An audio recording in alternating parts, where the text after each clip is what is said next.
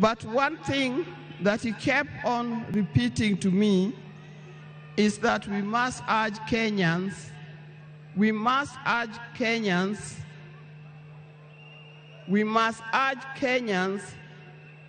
to live in peace. He kept on repeating that.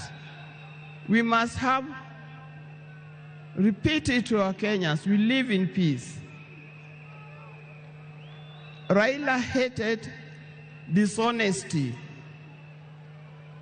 He hated dishonesty. He hated greed.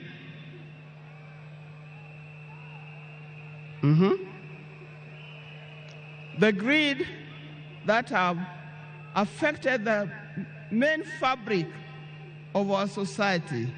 The greed that leads to stealing from the public coffers. The greed that leads to corruptions. That's the kind of thing that Raila would not have liked to see. So, you people, you Kenyans, I'll tell you more. But I thank you, those who have come and those who are watching us from other places. I thank you for standing with this family. I thank you for being here for us.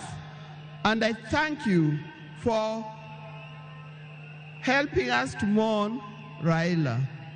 May his soul lie in eternal peace. And for the people of Kenya, I wish you well, thank you, and may God bless you. Thank you.